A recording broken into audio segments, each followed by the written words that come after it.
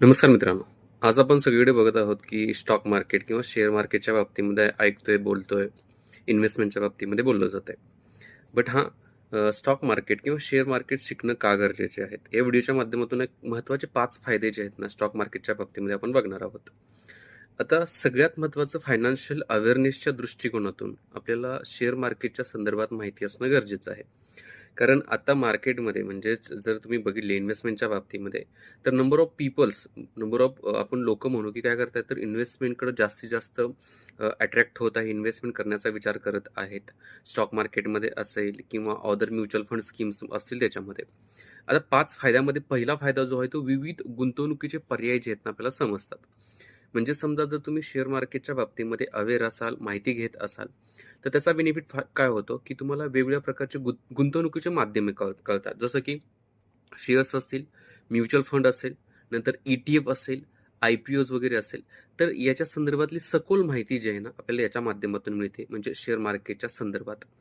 दुसरा, नियमित उत्पन्न शक्य होते. जसं की काही कंपन्यांचे शेअर्स तुम्ही घेतले असतील, तर त्याच्यावरती डिव्हिडंड दिला जातो.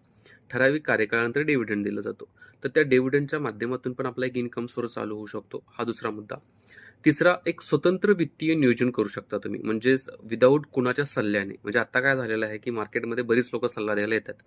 बट तुम्ही स्वतः जर अभ्यास केला ना, तर विदाऊट कुणाच्या सल्ल्याने तुम्ही काय करू शकता, तर स्वतः शेअर मार्केट शिकून स्वतः भले वेळ लागू शकतो आणि त्याच्यानंतर तुम्ही इन्व्हेस्टमेंट असेल, त्याचबरोबर तुम्हाला वाटतं त्याच्या प्रकारचं फायनान्शियल प्लॅनिंग करू शकता बघा. हा तिसरा मुद्दा झाला.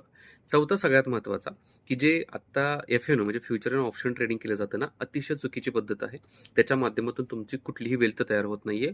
नंबर ऑफ लोकांचा जवळपास 90% लोकांचा लॉसच होत असते. मग याच्याचं सोल्युशन काय आहे, की तुम्हाला काय करायचं आहे, तर लाँग टर्म इन्व्हेस्टमेंटचा विचार करायचा आहे. लाँग टर्म इन्व्हेस्टमेंट म्हणजे काय? 5 वर्ष, 10 वर्ष जे स्टॉक्स तुम्ही घ्याल ना, ज्या स्टॉक्समध्ये इन्व्हेस्टमेंट करणार असाल, तर त्यांच्यामध्ये येणाऱ्या 5 वर्षामध्ये चांगल्या प्रकारची मूव्हमेंट झाली पाहिजे. अशा प्रकारचे स्टॉक्स आपल्याला चूज करावे लागते. याच्यासाठी पाहिजे तुमच्याकडे संयम, त्याचबरोबर एक शिस्त पाहिजे आणि एक फायनान्शियल प्लॅनिंग म्हणजे आर्थिक नियोजन पाहिजे बघा, ठीक आहे?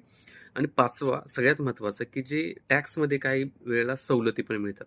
जसं की ई-एल-एस-एस ही जी काही स्कीम आहे म्युच्युअल फंडची स्कीम, याच्यामध्ये इन्व्हेस्टमेंट केल्यानंतर तुम्हाला काही कर सवलतीचा फायदाही होऊ शकतो बघा. त्यामुळे प्रत्येकानं म्हणजे जर स्टॉक मार्केट किंवा शेअर मार्केट शिकणं खूप गरजेचं आहे. याचा फायदा हा तुम्हाला इन्व्हेस्टमेंटच्या पॉइंट ऑफ व्ह्यू होऊ शकतो आणि लाँग टर्म इन्व्हेस्टमेंटच्या पॉइंट ऑफ व्ह्यू होऊ शकतो. तुम्ही शॉर्ट टर्म म्हणत असाल तर त्याचा तुमच्यावरती निगेटिव्ह परिणाम होऊ शकतो किंवा ऑप्शन ट्रेडिंगचा निगेटिव्ह परिणाम होऊ शकतो. अशा प्रकारच्या नंबर ऑफ इन्फॉर्मेशनसाठी चॅनलला सबस्क्राईब नक्की करा. मी या ठिकाणी थांबतो. जय हिंद मित्रांनो.